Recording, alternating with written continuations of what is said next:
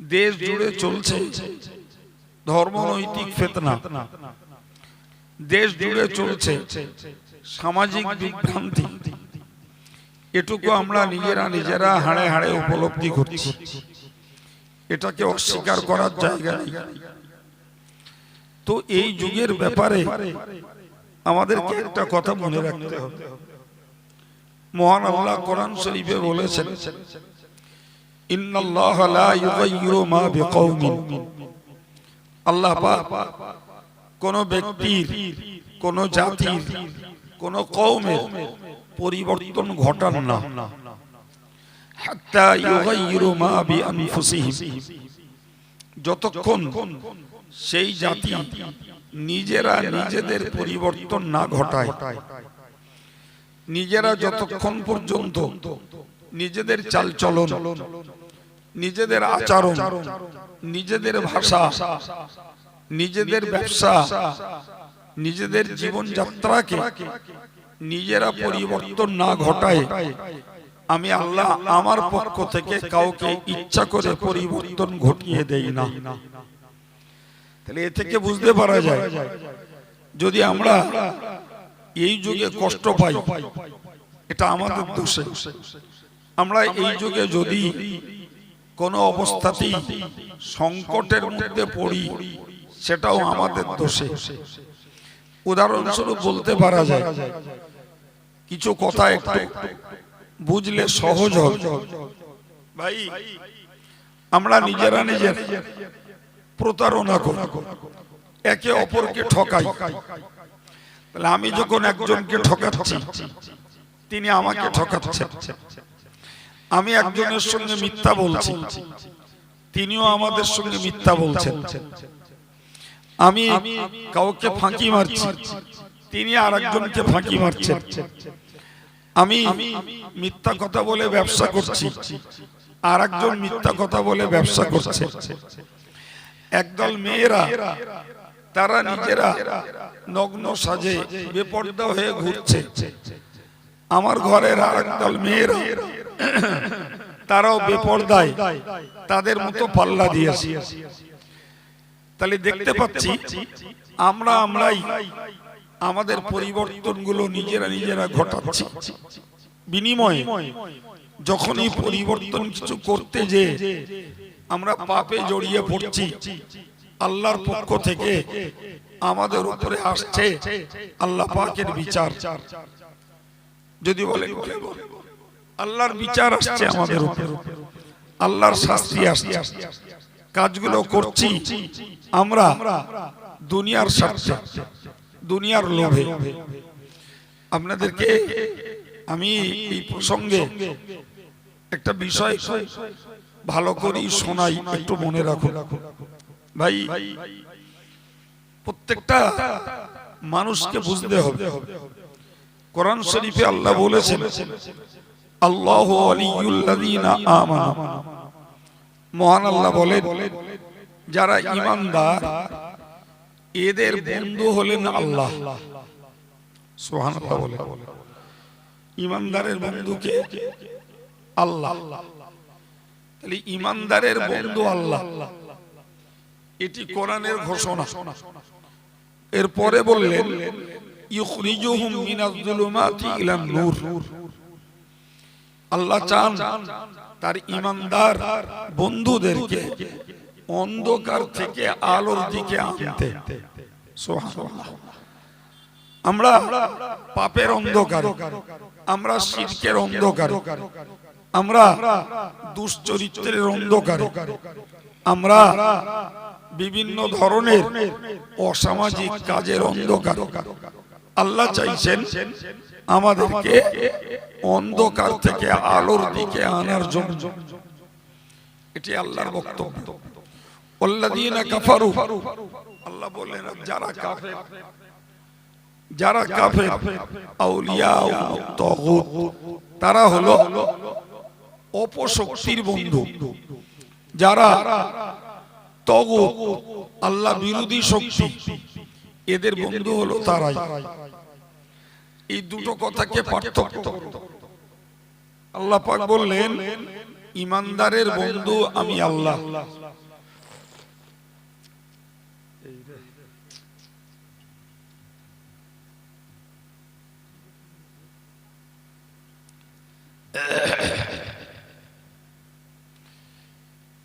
ইমানদারের বন্ধু আল্লাহ আর কাফেরের বন্ধু শয়তান। কথা বোঝাতে পারছি? ইমানদারের বন্ধু কে? কাফেরের বন্ধু। এখন কাফেরের বন্ধু শয়তান আর ইমানদারের বন্ধু আল্লাহ। এখন আমি ইমানদার সেজে যদি শয়তানের সঙ্গে বন্ধুত্ব করি, এটা কি কোনো যুক্তিতে ভালো বলে মনে হয়? আমার সঙ্গে কথা বলুন। আমি নিজে কথা বলতে কষ্ট পাচ্ছি, আপনারা একটু কথা বললে হয়তো কিছুক্ষণ বলবো। আমি আপনাকে বোঝাতে চেয়েছি ইমানদারের বন্ধু আল্লাহ আর কাফেরের বন্ধু শয়তান। তো কাফেররা কখনো আল্লাহকে বন্ধু বলে মেনে নেবে না, নেয়ও না। কিন্তু ইমানদারদের দেখছি এরা শয়তানকে বন্ধু বলে মেনে নিচ্ছে। ঠিক না? বলেন ভাই। তো আমরা শয়তানের সঙ্গে বন্ধুত্ব করলাম কি করে, এটা একটা মনে প্রশ্ন জাগে। তা আমাদেরকে বুঝতে হবে ভাই, শয়তানকে জাতিগতভাবে দেখা যায় না, কিন্তু এই যে শয়তানি কাজগুলো আমাদের মধ্যে ছড়িয়ে আছে, এই শয়তানি কাজগুলো সমর্থন করা মানেই শয়তানের সঙ্গে বন্ধুত্ব করা। উদাহরণস্বরূপ বুঝুন ভাই, নবীকে দেখতে পাই না, কিন্তু নবীর কাজগুলোকে যারা পছন্দ করে তারা নবীর ভালোবাসার উম্মত হয়ে যায়। একজন দাড়িওয়ালা, টুপিওয়ালা, নামাজি, মুসল্লি বা জিকির করে, তাসবিহ পড়ে, প্রিয় ভাইরা আমার, এই কাজগুলো সব আমার নবীর কাজ, আল্লাহর নির্দেশের কাজ। তো আল্লাহর নির্দেশের কাজ নবী করে গেছেন, আমাদের জন্য নির্দেশ দিয়ে গেছে, আমরা ভাইরা মায়েরা অনেকে করছি। তাহলে নবীকে দেখতে না পেয়েও নবীর কাজগুলো করছি, মানে আমরা নবীর বন্ধু, নবীর প্রিয়জন। সুবহানাল্লাহ, হবে না? তাই তো প্রিয় ভাই আমার, একজন সাহাবী নবীর দরবারে গেলেন। নবীর দরবারে যেয়ে বললেন, প্রথম জিজ্ঞাসা করলেন, ইয়া রাসূলুল্লাহ, মাতা সাআ, কিয়ামত কবে হবে? নবী তার কথায় ভ্রুক্ষেপ করলেন। আবার বললেন, কিয়ামত কবে হবে? নবী ভ্রুক্ষেপ করলেন। ফের জিজ্ঞাসা করলেন, কিয়ামত কবে হবে? নবী ভ্রুক্ষেপ করলেন। তিনবার জিজ্ঞাসা করার পরে মানুষটা লজ্জিত হলো যে নবী আমার কথার কোনো ভ্রুক্ষেপ করছেন না। অ্যাকচুয়াল নবী পাক অন্য সাহাবীদের সঙ্গে অন্য কথায় ব্যস্ত ছিলেন। লোকটা চুপ হয়ে গেল।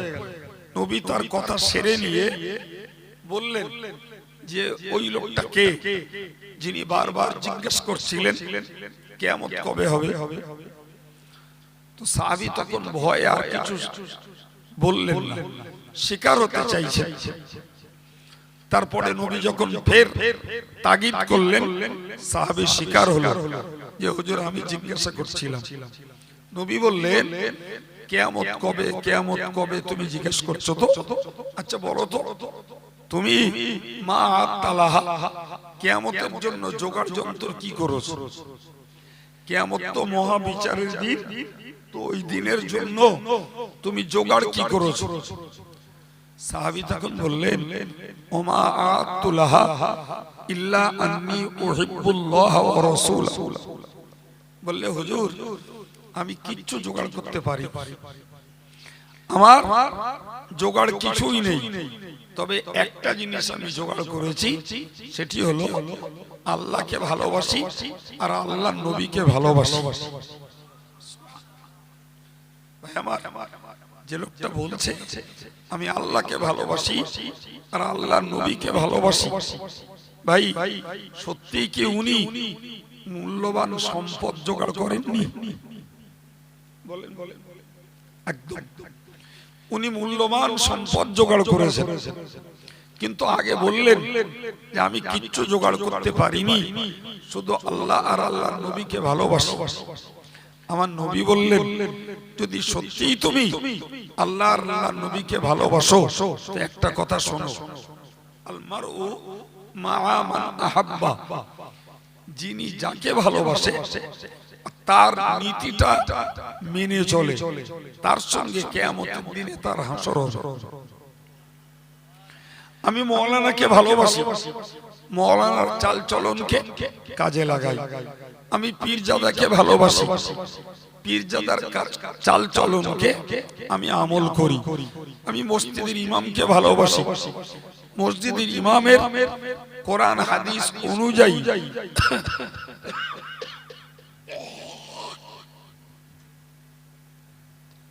চাল চলনকে আমি ভালোবাসি। আমার মায়েরা হযরত আম্মাজান খাদিজাতুল কুবরাকে ভালোবাসে, তার নীতি আদর্শ মেনে চলে। মা আয়েশাকে ভালোবাসে, তার নীতি আদর্শ মেনে চলে। হযরত ফাতেমাকে ভালোবাসে, তার নীতি আদর্শকে মেনে চলে। হযরত রাবিয়া বাসারীকে ভালোবাসে, তার নীতি আদর্শকে মেনে চলে। আল্লাহ পাকের নবী বললেন কিয়ামতের দিনে যে যাকে ভালোবেসে যার আদর্শ অনুকরণ করে তার সঙ্গেই তার হাসর হবে। সুবহানাল্লাহ, আর একটু জোরে বলে। এখন ভাই বলি, আমি আপনাকে বলি, কেউ যদি মিথ্যাকে ভালোবাসে, কেউ যদি ধোঁকাবাজি ভালোবাসে, কেউ যদি প্রতারণাকে ভালোবাসে, কেউ যদি ঠকবাজিকে পছন্দ করে, কেউ যদি তাস জুয়াকে পছন্দ করে, কেউ যদি মদ খাওয়াকে পছন্দ করে, কেউ যদি ফটকাবাজারি পছন্দ করে, আমার মেয়েরা যদি গালিগালাজ গালিমন্দ পছন্দ করে, কেউ যদি বেপরদা পছন্দ করে, যুব সমাজ যদি আড্ডা ইয়ারকি আর রং তামাশা পছন্দ করে, ভাই তাহলে এই কাজের কাজী যারা তাদের সঙ্গী তাদের হাসর হবে। না কি বলছে? আমার কথা মাথায় যাচ্ছে? তাই হবে তো নাকি? জি, তাহলে আমাদেরকে একটা কথা ভাবতে হবে যে আমরা যুগের দোষ দেব না, সময়ের দোষ দেব না। খারাপ যুগ নয়, খারাপ সময় নয়, খারাপ আমরা। না কি বলছেন? এই যে মিথ্যা, সততা, ধোঁকাবাজি, প্রবঞ্চনা, মারামারি, কাটাকাটি, অতিরিক্ত লোভ, মানুষের মাঝে ঝগড়াঝাটি এবং একে অপরের প্রতি হানাহানি যা করছি আমরাই করছি, বাবু আমরাই করছি। যদি বলেন আমরা বা করছি কেন, এটা যদি আগের যুগে না থাকে তাহলে আমরা করছি কেন? এর পিছনে রহস্য কি ভাই? এর পিছনে রহস্য হলো অন্য জিনিস, যেটাকে আমরা বুঝি কম। যেটা আমরা বুঝি কম সেটা হলো এটাই। রাসূল কারীম সাল্লাল্লাহু আলাইহি ওয়াসাল্লাম বলেছেন, ইন্না মিন আশরাতিস সাআতি আন ইউরফা'আল ইলম। নবী বলেছেন মানুষের মাঝে এই বিপর্যয়, এই বিভ্রান্তি, মানুষের মাঝে এই মিথ্যাচারিতা, ঠকবাজি, ঝগড়া, মারামারি, কাটাকাটি, এর অন্যতম কারণ হলো এটা কিয়ামতের নিকটবর্তী যুগ। এই যুগে মানুষের ভিতর থেকে এলেম উঠে গেছে। কি উঠে গেছে বাবা? জোরে বলে। আপনি বলেন তো রাসূলের হাদিসের বাস্তবতা কত সত্য? জি, আজকের আমাদের যুবক সমাজ যারা, যুবতী সমাজ যারা, এরা লেখাপড়া শিখছে, এরা লেখাপড়া শিখছে স্কুল লাইনে, যেটাকে ইংরেজিতে বলে জেনারেল এডুকেশন বা সাধারণ শিক্ষা। আচ্ছা বলেন তো বাবু, একটু আপনারা সাধারণ মানুষ, আমরা দুই বাপ বেটা, চাচা ভাই যাই বলি, আমরা দুটো আলেম মানুষ, ঠিক করে বলুন সাধারণ মানুষের তুলনায় ইমানদার মুসলমানদের কাছে এই আলেমদের একটা সম্মান, একটা মর্যাদা, একটা ভক্তি আলাদা আছে না নাই? তাহলে কি মনে হচ্ছে বলুন দিন? মনে হচ্ছে এটাই যে ইমানদারের কাছে আলেমদের তুলনায় সাধারণ মানুষের ভক্তি, মর্যাদা, সম্মান কম। ঠিক বলিছি না ভুল? কত বলেন, কত বলেন? এই রে ব্রেক করলি তো অস বোঝানো যাবে না, একে কষ্ট করে বলছি আর আপনারা সায় দেবেন না, কি হবে? ঠিক করে বলুন। আলেমদের তুলনায় সাধারণ মানুষের মর্যাদা, ভক্তি কম না বেশি? কম। এটা বললেই তো খুশি হয়। এটা যদি হয় তাহলে যেটা স্কুল লাইনে পড়ানো হয় ওটাকে বাংলায় বলে সাধারণ শিক্ষা। তাহলে সাধারণ শিক্ষার তুলনায় ইমানদার মুসলমানের কাছে ধর্ম শিক্ষার মান বেশি না কম? লাইনে এটা শুকরিয়া। তাহলে যেটার নাম সাধারণ শিক্ষা আমাদের ছেলে মেয়েরা শিখছে, এই খুশি ওটা যেমন মিষ্টি তেমন ঠান্ডা, ব্যাপার গুলো মিষ্টি।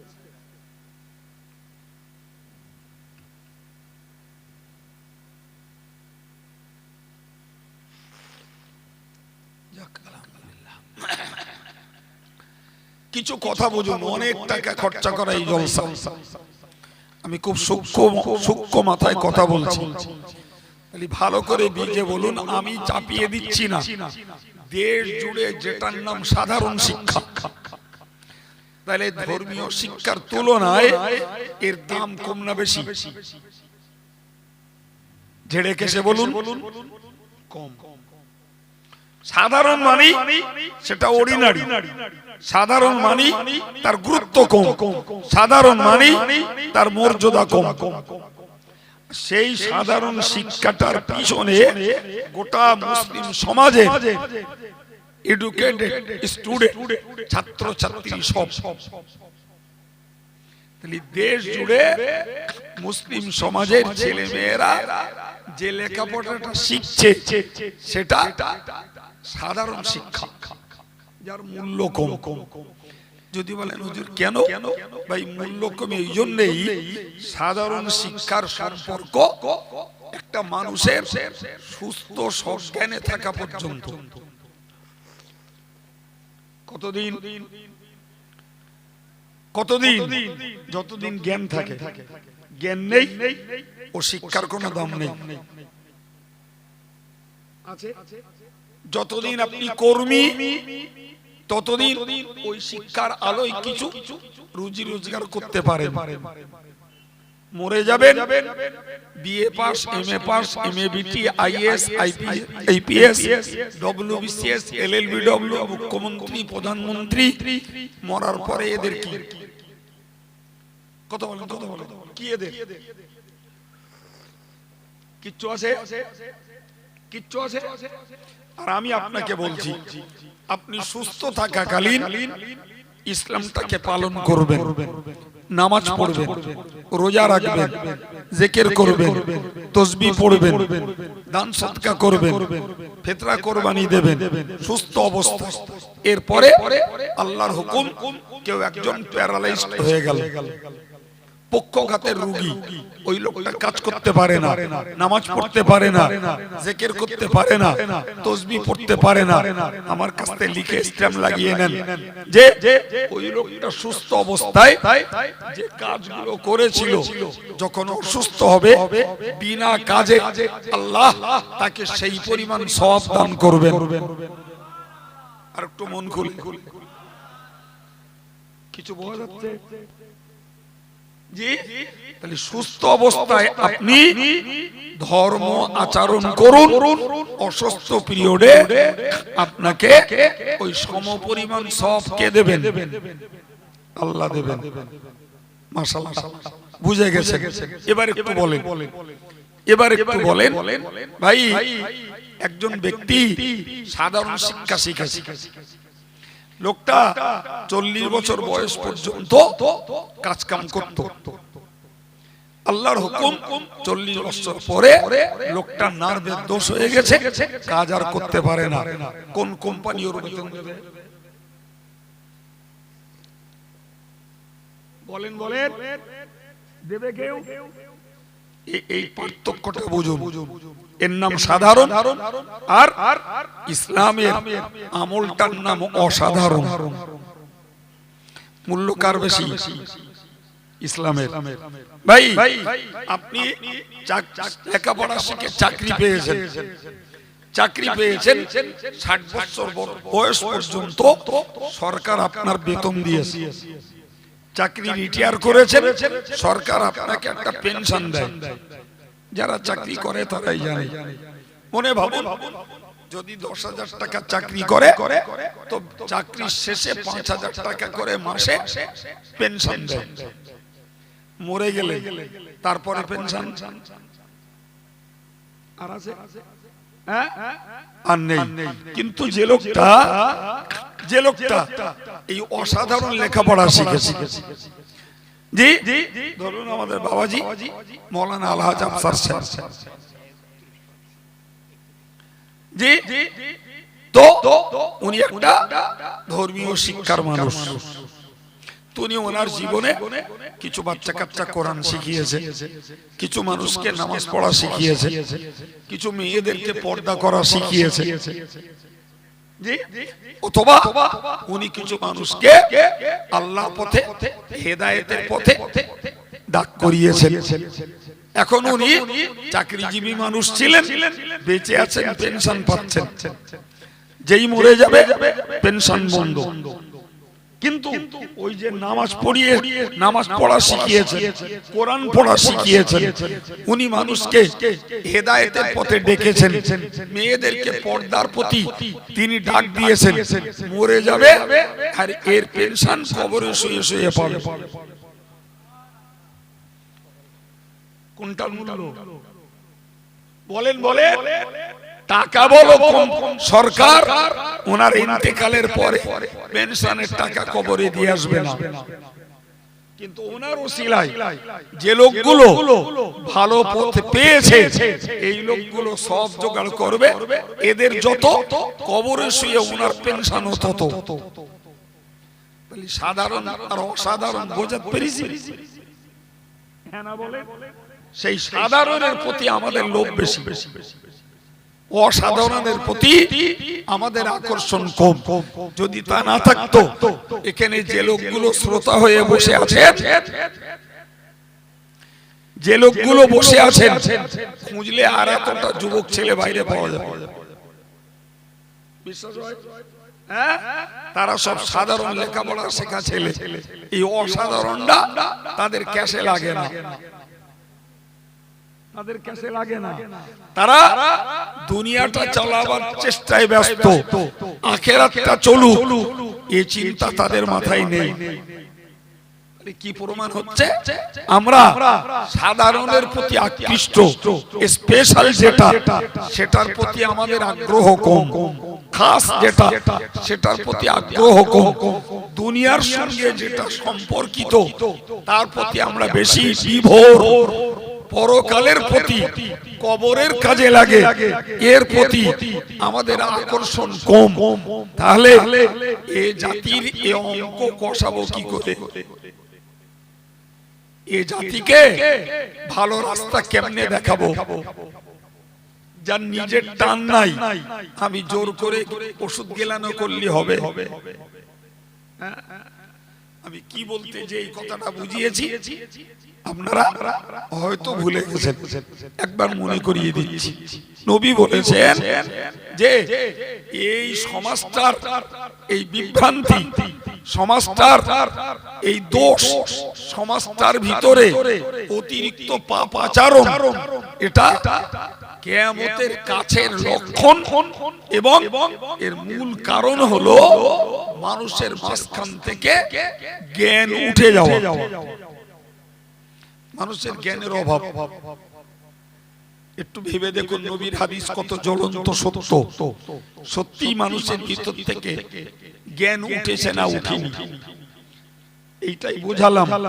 যে জ্ঞান জোগাড় হচ্ছে স্কুল কলেজে যে সে জ্ঞানে জীবন যাপন হবে, লাইফ স্টাইল বাড়বে, টাকা আয় হবে, সেখানে অঙ্ক কষা যাবে, সেখানে খুব বাবুগিরি করা যাবে, সেখানে মেয়েরা বেপর্দায় ঘুরবে, সেখানে মেয়েরা নায়িকা হবে, সেখানে মেয়েরা বিলাসিতা করবে, সেখানে তাস খেলা যাবে, জুয়া খেলা যাবে, সেখানে চিটিংবাজি করা যাবে, সেখানে ফ্রি ফায়ার খেলা যাবে, সেখানে পাবজি খেলা যাবে, সেখানে সিনেমা দেখা যাবে, সেখানে চিত্ত বিনোদন করা যাবে, সেখানে ক্রিকেটার ফুটবলের প্রেমিক হওয়া যাবে। জি, আর নবী আমার বললেন যে জ্ঞান উঠে যাবে, এই জ্ঞান হলো আল্লাহ চেনার জ্ঞান, নবী চেনার জ্ঞান, ইবাদতের জ্ঞান, কবরের আযাব থেকে বাঁচার জ্ঞান, হাসরের আযাব থেকে বাঁচার জ্ঞান, পুল সিরাত পার হওয়ার জ্ঞান, জাহান্নাম থেকে মুক্তির জ্ঞান। এই জ্ঞান মানুষকে শেখাবার জন্যই এই এতটা খরচা করা পরিবেশ।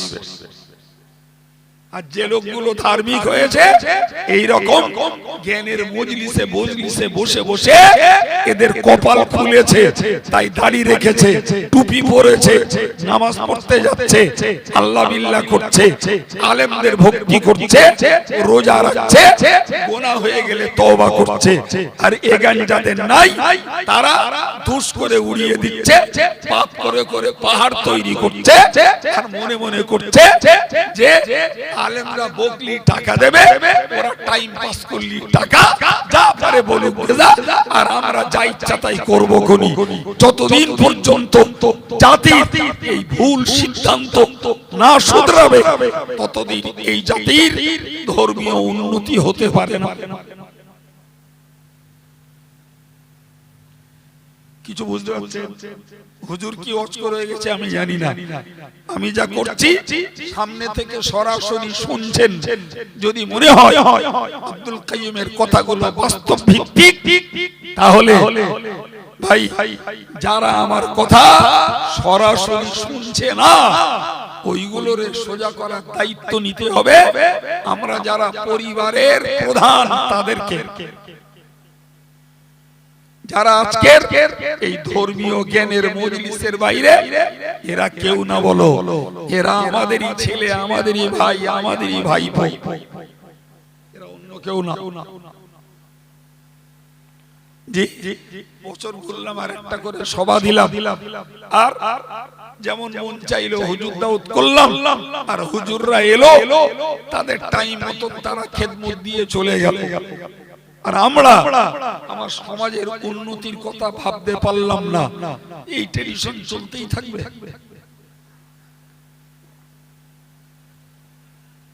সম্মানিত ভাইরা আমার, ভালো করে মনে রাখুন, প্রিয় নবী আমার বলেছেন জ্ঞান উঠে যাবে, আর জ্ঞান উঠবে মানে তখন অজ্ঞানের মতো কাজ চলবে। তাই চলছে, তাই চলছে। জি ভাই, সত্যি যদি মানুষ মিথ্যার খারাপি বুঝতো, তাসের খারাপি বুঝতো, জুয়ার খারাপি কতটা যদি বুঝতো, মদের খারাপি কতটা যদি বুঝতো, বেপরদায় ঘোরার খারাপি কতটা যদি বুঝতো, গালিগালাজের খারাপি কতটা যদি বুঝতো, হয়তো মানুষ একদিনে না হলো, দুদিনে না হলো, জীবনের একটা দিন সে হয়তো খারাপি থেকে বাঁচার চেষ্টা করতো। কিন্তু ওইটা যে খারাপ এটা বুঝতে গেলেও তো মজলিসে বসা লাগে। জি নবী ঠিক এর উল্টো আরেকটা কথা বলেছেন। হুজুর বলেছেন মানুষের ভিতরে এই বিভ্রান্তি, এই পাপের মহড়া, পাপের স্রোত চলবে, তার অন্যতম কারণ হলো ওয়াকসুরাল জুলু, মানুষের ভিতরে মূর্খতা বেড়ে যাবে। কি বাড়বে? মূর্খতা। খোদ রাসূল বলছেন, আমি বলি নাই, মূর্খতা বাড়বে। ভাইরা আমার বিশ্বাস করুন, বর্তমান দেশে শিক্ষা অনেক বেড়েছে, primary school, college, high school, college, city, সেই সঙ্গে বেসরকারি কেজি স্কুল, মিশনারি স্কুল বিপুল পরিমাণ বেড়েছে। এবং বর্তমান শিক্ষাটা, সাধারণ শিক্ষাটা একটা ব্যবসায় পরিণত হয়েছে। বিরাট টাকার ব্যবসা চলছে, লাখ লাখ কোটি কোটি টাকার ব্যবসা, কোটি কোটি টাকা ব্যবসা চলছে শিক্ষার আড়ালে। একটা ছেলের ভর্তি ফি 50,000, মাসিক চার্জ 10,000, তার টিউশন ফি আলাদা 5,000, তার এডুকেশনাল গুডস, শিক্ষা সামগ্রী কিনতে আলাদা আরো 2,000। গুনছে গুনছে প্রিয় ভাইরা আমার, আপনি অবাক হয়ে যাবে। আমাদের রাজারহাটে একটা স্কুল আছে, ভর্তি ফি 2 লাখ টাকা। ভর্তি ফি 2 লাখ টাকা। ভর্তি হতে গেলে ছেলের পরীক্ষা দিতে হবে, ছেলের বাপের পরীক্ষা দিতে হবে, মার পরীক্ষা দিতে হবে। 3 জন পাস করবে তবে ভর্তি নেবে। কি বুঝতে পারছেন? এই শিক্ষা এই যুগের শিক্ষা। তাতেও প্রচুর মুসলমানের ছেলে মেয়েরা পড়ছে। অভাবী আমরা, যারা দিন আনা দিন খাওয়া, খেটে খুটে খাই, চাষবাস করে খাই, আমাদের ছেলে মেয়েরা সেই প্রাইমারি স্কুল, সেই প্রাইমারি স্কুল। বাকি যাদের টাকা হয়েছে তাদের ছেলে মেয়েরা প্রাইমারি স্কুলে পড়ে না। কি লেখাপড়া শিখিয়ে আনছে আমাদের ঘরের ছেলে মেয়েরা? কেউ অস্ট্রেলিয়ায় পড়ছে, কেউ আমেরিকায় পড়ছে। আমি তাদের চিনি, আমি গাল গপ্প করা লোক না, করিও না জীবনে। তাদের চিনি আমি, প্রিয় ভাইরা আমার। তাহলে টাকা তাদের কাছে হাতের ময়লার মতো। জি, আমাদেরই জানা একটা মেয়ে চীন থেকে পড়ে, কোথা থেকে? চীন থেকে পড়ে এলো। ভাই তাহলে এই আমেরিকায় পড়া, অস্ট্রেলিয়ায় পড়া, চীনে পড়া, জি, সে আরো আপ কান্ট্রি থেকে এডুকেশন সার্টিফিকেট সঞ্চয় করলো, চাকরিও পেয়ে গেল। আবার একবার ভাবুন, এই শিক্ষা আর ওই চাকরি, এর মেয়াদ কতদিন? বলেন বলেন। এই রে, ততদিন জ্ঞান, যদি জ্ঞান হারায়, চাকরি পেলে 60 বছর।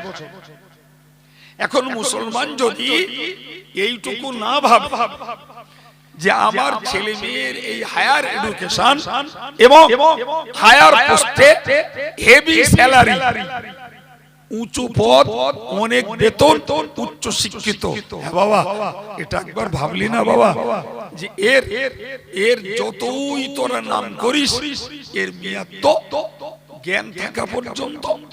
আর যদি বেঁচে থাকিস জ্ঞান নিয়ে, ততদিন পর্যন্ত। মরার আগে জ্ঞান হারা হয়ে গেলি, ও শিক্ষার দাম নেই। আর জ্ঞান হারা হয়নি, বেঁচে আছি, দাম আছে। তুমি যে মুসলমান বাবা, তোমার মরার পরের ওই কালনার কথা কি ভাবলে? কি ভাবলে তুমি?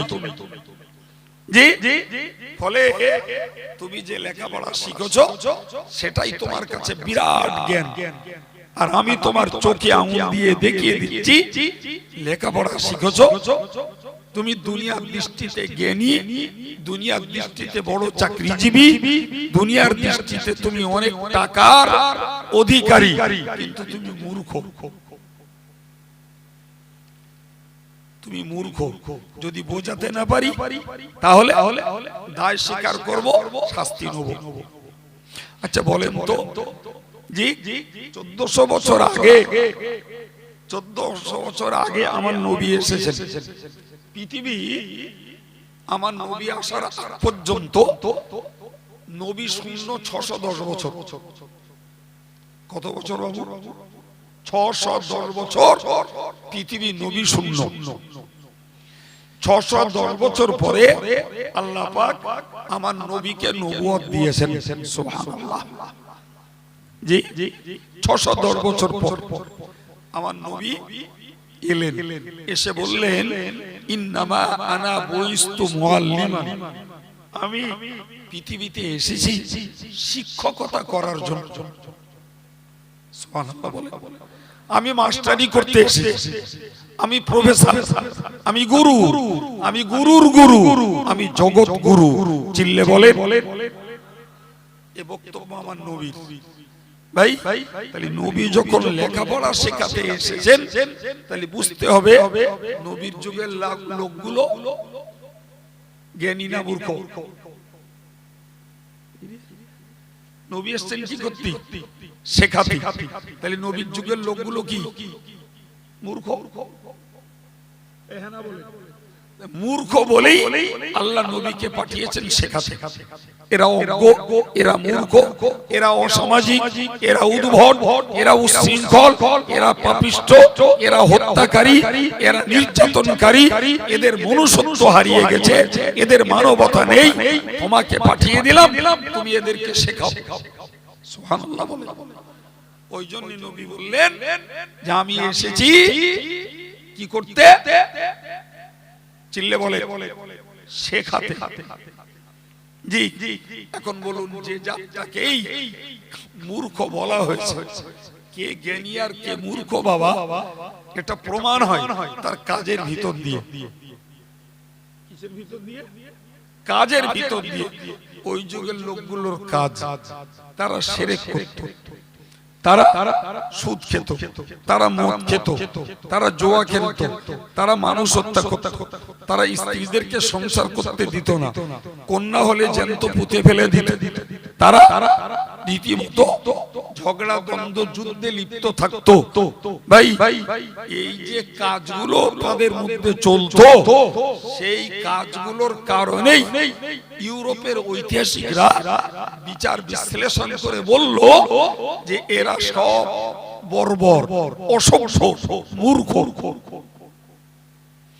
তারা বলো কাপড় পরতো, খেত, বউ বাচ্চা ছিল, এবং তাদেরও জীবনে সুখ শান্তির নেশা আশা ছিল।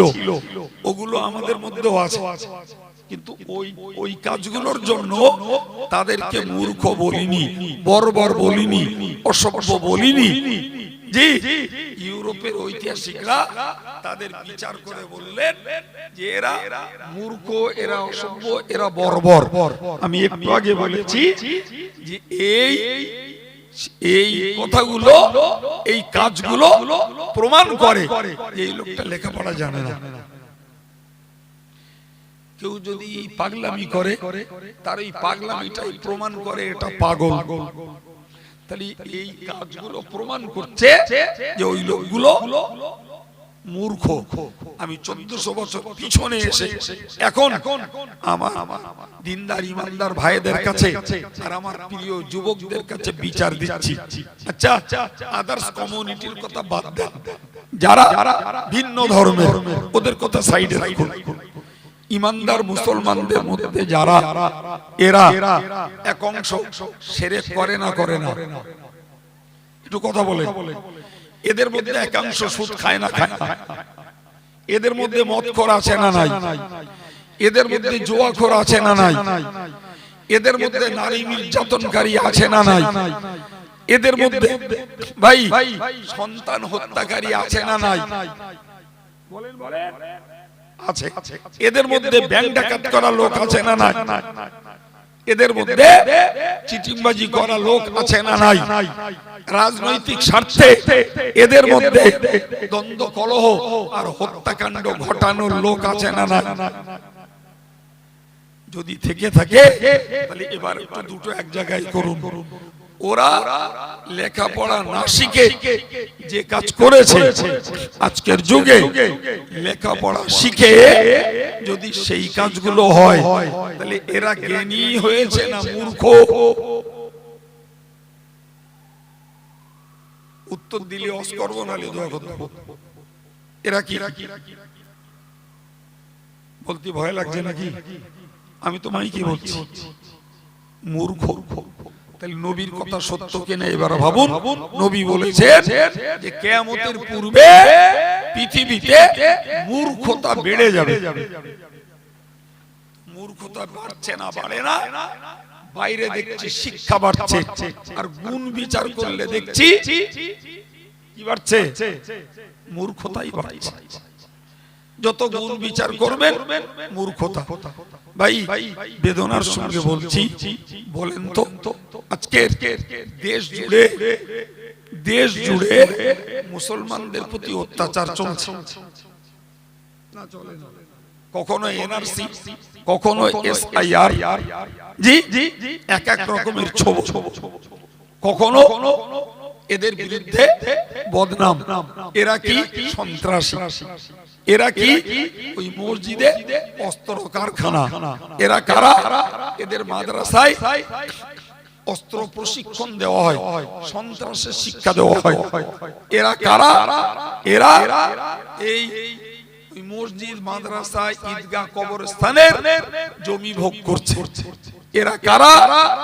এই মুসলমান, এরা গরুর গোশত খায়। এসব দেশের সরকারের চোখে দোষ, ঠিক তো নাকি?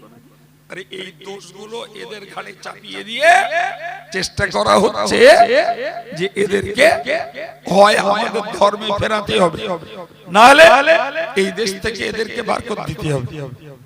আচ্ছা ভাই আপনি বলুন, এরা মানুষ, এরা লেখাপড়া শিখেছে, ঠিক না ভুল? সাদ্দাম, এরা মানুষ, এরা লেখাপড়া শিখেছে। একটু কথা বলেন বাবা, এরা মানুষ তো, এরা শিক্ষিত, এরা লেখাপড়া শিখেছে। আচ্ছা যারা লেখাপড়া শিখলো আর লেখাপড়া শেখার পরে একটা জাতির প্রতি হিংসা বন্ধ হলো না, লেখাপড়া শেখার পরে মানুষকে হত্যা করতে তাদের একবারও অন্তরে দয়া লাগলো না। লেখাপড়া শিখেছে, ধর্মের ভিত্তিতে একটি জাতিকে কোণঠাসা করার ধান্দা এদের মধ্য থেকে গেল না। এরা লেখাপড়া শিখলো, জি ভোট চুরি করে করে নেতা হওয়ার লোভ এদের গেল না। এরা নেতা হওয়ার আগে এদের একটা বিজনেসে জীবন চলতো, তারা এখন হাজার হাজার কোটি টাকার মানুষ। জনগণের শোষণ করা এদের বন্ধ হলো না। ভাই এরা লেখাপড়া শিখে পদ নিল, জি সেই পদ নেওয়ার পরে এরা রীতিমতো ভোট নিল সব জনগণের, আর বিচারের বেলা মুসলমানরা হতাহত আর অন্যেরা হলো সহোদর। এই এদের মানসিকতা আর এই এদের বিচার। এরা লেখাপড়া শিখে মানুষ হয়েছে। জি সুতরাং এই চোখের রঙিন চশমাটা খুলতে হবে ভাই, রঙিন চশমাটা খুলে দেখতে হবে। জি প্যান্টে মানুষ না, জামা কাপড়ে মানুষ না, প্যান্টে মানুষ না, জামা কাপড়ে মানুষ না, লাইফ স্টাইলে মানুষ না। ভালো করে ক্রিম আর পাউডার আর লোশন ব্যবহার করলে মানুষ হওয়া যায় না। নামি দামি শাড়ি, নামি দামি জামা কাপড় পরলে মানুষ হওয়া যায় না। মানুষ যদি হতে হয় তাহলে আল্লাহ আল্লাহর রাসূল মানুষ হওয়ার যে ফর্মুলা দিয়েছেন, ওই ফর্মুলাতে ওই ফরমায় ফেলে নিজের জীবন গড়তে পারলে তবে মানুষ, তা না হলে পশুর অধম। রেগে যাবে যারা শ্রোতা, এরা রাখবে না, এরা আমার ভালো চেনে।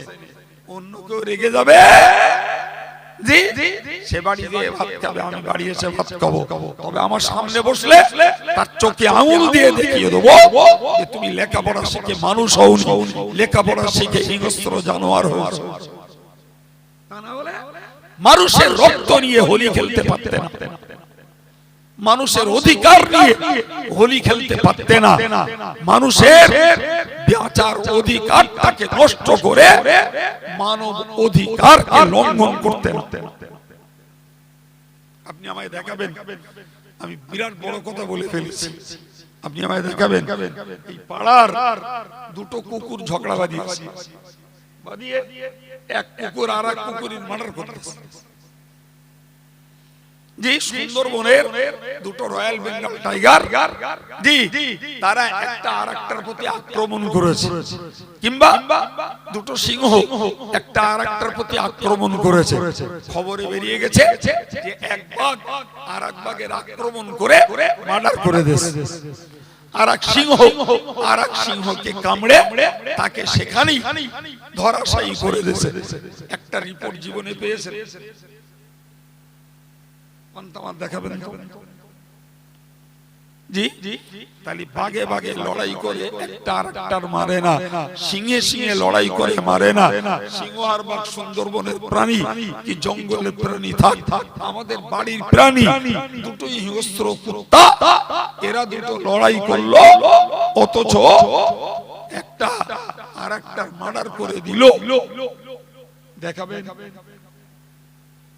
এবার বলুন তো, তাহলে কুত্তায় কুত্তায় লড়াই করে মারে না, গরুতে গরুতে গুতো গুতো করে একটা আরেকটার মারে না।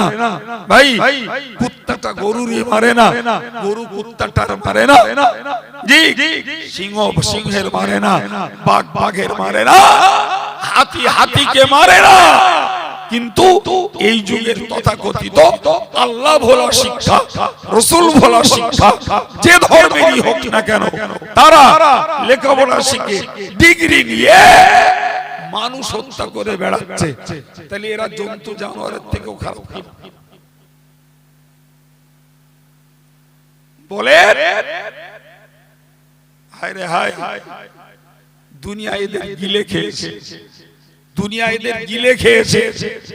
হে ভাই, আবার বলছি, দোষ যুগের না, দোষ সময়ের না, দোষ আমাদের। আমরাই আমাদের আচরণ চাল চলনে যুগের পরিবর্তন আমরা ঘটিয়েছি। আল্লাহ নিজ ইচ্ছায় ঘটিয়ে দেননি বাবা। জি, মনে রাখবেন, আমি আপনাকে একটা সময় বলেছিলাম আজকেই যে ইমানদারের বন্ধু আল্লাহ, কাফেরের বন্ধু। এখন ইমানদার সেজে কেউ যদি শয়তানের সঙ্গে মিতালি পাতায়, শয়তানের সঙ্গে যদি বন্ধুত্ব করে, তার কাজ আর আল্লাহর মতো হয় গো, রসুলের মতো হয় গো। তাহলে আর বুঝতে বাকি কি যে আমাদের পায়ে কুরুল মারার জন্য আমরাই দায়ী, আদার্স কেউ না, কেউ না বাবা। জি, আমি পরকে কেন বলতে যাব? আমি তো আমার নিজের গ্রাউন্ডে বসে দেখতে পাচ্ছি আমার জাতির পরিস্থিতি কোথায়। এরা নাম নিয়েছে আল্লাহর বন্ধু হওয়া, আর কাম করছে শয়তানের বন্ধুত্বের। এইটুকু যদি বুঝ না আসে কি হবে? প্রিয় ভাইরা আমার, তাহলে বুঝে রাখতে হবে বন্ধু কজন?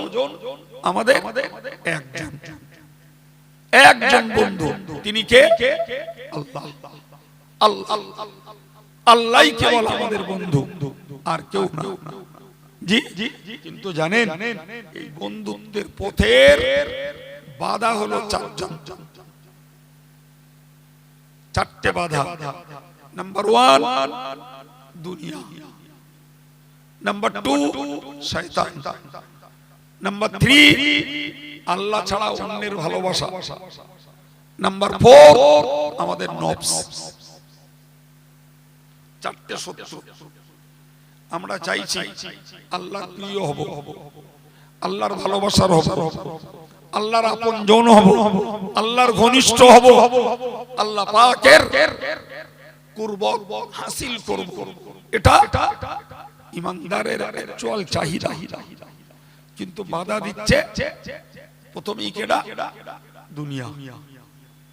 প্রথম বাধা দুনিয়া, দুনিয়ার ভালোবাসা, দুনিয়ার রূপ, দুনিয়ার রং, দুনিয়ার সৌন্দর্য, দুনিয়ায় বেশি দিন বাঁচার আশা, দুনিয়ার টাকার লোভ, দুনিয়ার বিলাসিতার লোভ, দুনিয়ার নেতৃত্বের লোভ, দুনিয়ার সাজসজ্জার লোভ, এই ঘোলে পড়ে আল্লাহ প্রেমের পথে ঘাঁটতি, এ লোক যাদের মধ্যে ঢুকেছে ও আল্লাহর ভালোবাসা সন্ধান করে না বাবা। আল্লাহ আমার ভালোবাসুক এটা সে চায় না। সে ভালোবেসেছে কাকে? দুনিয়াকে। দুনিয়াকে ভাই, এই জন্য নবী বলেছিলেন দুনিয়া হলো অতুল খাজিরা। নবী বলেছেন ও সাহাবীরা তোমরা মনে রাখো দুনিয়া হলো মিষ্টি এবং সবুজ। আমার কথা না, রাসূল বলেছেন দুনিয়া হলো মিষ্টি এবং সবুজ। মিষ্টিটা জীবের মজা, সবুজটা চোখের মজা। বুঝা যায়নি? জীবের মজা মিষ্টি, চোখের মজা কি কি বলেছি বলে সবুজ। সেই পৃথিবীতে আল্লাহ আমাদের পাঠিয়েছে কেন? পরীক্ষা করার জন্য। আমার রাসূল নিজে বললেন ওয়া ইন্নাহু লামুস্তাখলিফুকুম ফিল আরদি। আল্লাহ পাক রাসূল বললেন দুনিয়া মিষ্টি আর সবুজ, আর সেই দুনিয়াতে আল্লাহ তোমাকে প্রতিনিধি হিসাবে পাঠিয়েছেন। খুদ রাসূল বলছেন। তাহলে আমরা আল্লাহর পক্ষের দুনিয়ার প্রতিনিধি। ভাই আমার, প্রতিনিধির ডিউটি হলো আমাকে যে কাজে পাঠিয়েছেন সেই কাজটা করা। এটা প্রতিনিধির ডিউটি প্রত্যেকটা ক্ষেত্রে। আমার দেশ যদি একটা প্রতিনিধি জাপানে পাঠায়, তাহলে দেশের পররাষ্ট্রমন্ত্রী যে কাজে তাকে জাপানে পাঠিয়েছে ওই ডিউটিটা পালন করাই হলো প্রতিনিধির কাজ। অত বড় করে বুঝে লাভ নেই বাবু। আমি আমার ছেলেটাকে বসিরহাট পাঠিয়েছি, যে কাজের জন্য পাঠিয়েছি ওই কাজটা করে আসা আমার পাঠানো ছেলেটার ডিউটি। আমার আল্লাহ পাঠালেন আর পাঠিয়ে দিয়ে বললেন বান্দা তোরে কেন পাঠিয়েছি জানিস? তোরে পাঠিয়েছি তুই আমার ইবাদত করবি তাই। সুবহানাল্লাহ। তোকে পাঠিয়েছি আমার ইবাদত করার জন্য। সুতরাং তোরে ইবাদত করতে পাঠিয়েছি, তুই ইবাদতটা করে আয়, ওটা তোর ডিউটি। ভাই আমি পৃথিবীতে এলাম, আসার পরে আমার ইচ্ছা মতো আমার স্বৈরচারিতা আমার স্বেচ্ছাচারিতার কাজগুলো করে গেলাম। মালিক আমাকে যে জন্য পাঠিয়েছেন সেই ডিউটি পালন করলাম না। আমার কাছে অশুনতে হবে না, নিজের বিবেক দিয়ে বুঝে বলুন যে এটা কখনো কি ছাড় হতে পারে?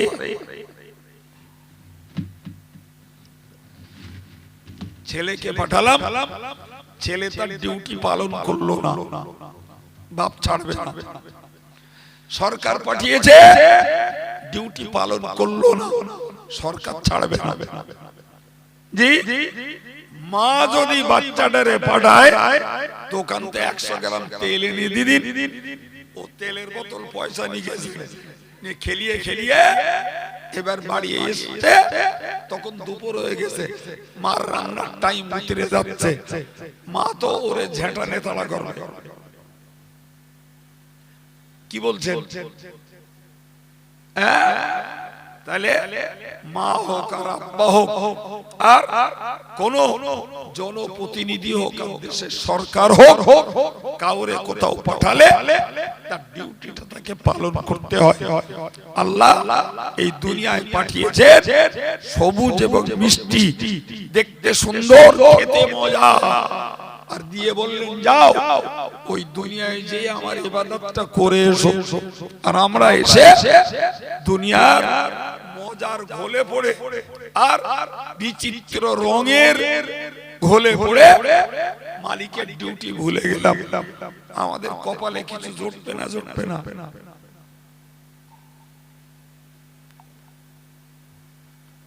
মনে হচ্ছে জুটবে না বলে? আল্লাহর কাছে কিছু পাওনা আছে না নাই? সাবধান হন। সম্মানিত ভাইরা আমার, মনে রাখুন, আমার আল্লাহ পাক বলেছেন, আমি ইমানদারের বন্ধু। কিন্তু ইমানদার আল্লাহর সঙ্গে বন্ধুত্বের পরিবর্তে ইমানদার বন্ধুত্ব করেছে দুনিয়ার সঙ্গে। সুতরাং আল্লাহর বন্ধুত্বে চট পড়ে গেছে, আল্লাহর বন্ধুত্বে ভাঁটা পড়ে গেছে। আল্লাহর বন্ধুত্ব এর সর্বনাশ করে দিয়েছে দুনিয়ার মায়া, দুনিয়ার ভালোবাসা। যে নবী বললেন, দুনিয়ার সবুজ আর মিষ্টি, সেখানেই তোমাকে প্রতিনিধি করে পাঠানো হয়েছে। সাবধান হও, ফায়ানদুরু কাইফা তা'মালুন। তোমাকে মিষ্টি আর সবুজ পৃথিবীতে পাঠানো হয়েছে, তুমি কি করছো ওটা বলো। মালিক দেখছেন, মালিক পাহারাদারি রেখেছেন সবকিছু, প্রত্যেকটা মুহূর্ত তোমার মালিক তোমাকে দেখছেন। তবে নিশ্চিত তোমার এই দুনিয়ার জীবনটা কাটাবার একটা মূল্যায়ন, একটা হিসাব নিকাশ, এর একটা তিরস্কার অথবা পুরস্কার তোমার কপালে বলে জুটবে। ভাই, এই জ্ঞানের কথাগুলো, যুক্তির কথাগুলো যারা কোনো না কোনো ভাবে আমার এরকম বক্তব্য হোক, অন্য কোন হুজুরের বক্তব্য হোক, যেভাবে সেভাবে বুঝেছেন বলেই তারা দুনিয়ায় সংসারও করছে, রোজগারও করছে, চাকরিও করছে, আবার যথারীতি ধর্মও করছে। সুবহানাল্লাহ। কিন্তু এই জিনিস যাদের মাথায় ঢুকিনি ভাই, তাদের কাছে ধর্মের ধও খুঁজে পাওয়া যায় না। তারা উড়ন্ত, ছুটন্ত, দুরন্ত একটা খাওয়া পড়ার মেশিন। জি প্রিয় ভাই আমার, নাম্বার 2 মনে রাখুন, জি খোদা প্রাপ্তির পথে, আল্লাহর প্রেমের পথে, আল্লাহর সঙ্গে বন্ধুত্বের পথে আমাদের দ্বিতীয় বাধা হলো শয়তান। শয়তান, আমার আল্লাহ নিজে বলেছেন, ইন্নাশ শাইতানা লাকুম আদুউন ফাত্তাখিযুহু আদুওয়া। আল্লাহ বললেন শয়তান তোমাদের শত্রু। আমি আব্দুল কাইয়ুম বলিনি, এই জলসা কমিটির যুবকরা বলিনি, আমার বাবাজি মাওলানা আফসার সাহেব বলেননি, খোদা আল্লাহ বলছেন শয়তান তোদের শত্রু। ফাত্তাখিযুহু আদুওয়া, তোরা শয়তানটাকে শত্রু হিসাবে চিহ্নিত কর, তবে বাঁচতে পারবি। শয়তান শত্রু, আর শত্রুকে না চিনে যদি তার সঙ্গে বন্ধুত্ব করা হয় তাহলে কি হবে? ফাঁক পেলে সে আমাকে ছেড়ে দেবে। কি বলছেন? জি, ডাকাতকে নিয়ে যদি বন্ধুত্ব করা হয়, তারে বন্ধু ভেবে বাড়ি তুললাম, খাওয়া দাওয়া দিলাম, ভালো করে জায়গা করে দিলাম, জি আমরা ঘুমিয়ে পড়লাম, সে আমার সবকিছু ছেড়ে দিয়ে বেরিয়ে যাবে। কেননা আমার তো বন্ধুত্ব করা পড়েছে ডাকাতের সঙ্গে। এটা যেমন ওই শয়তানের সঙ্গে বন্ধুত্ব করলে হবে তাই। এখন আপনাকে আগে বলেছি একবার যে শয়তানকে তো রূপ চেহারায় চিনি নে বাবা। জি, এক কথায় মনে রাখা দরকার, আল্লাহ আল্লাহ রাসূল বিরোধী যা কাজ ওটাই হচ্ছে শয়তানের চিহ্ন।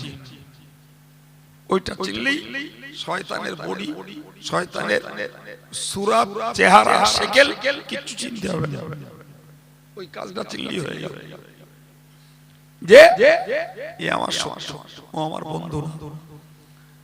ভাইরা আমার, 3 নম্বরে আল্লাহর ভালোবাসার পথে বান্দা বান্দীদের বাধা হলো গায়রুল্লাহর মুহাব্বত, আল্লাহ ছাড়া অন্যের ভালোবাসা। ভাই আজকে যুগে ধর্মহারা যারা, এরা কি ভালোবাসে দেখুন।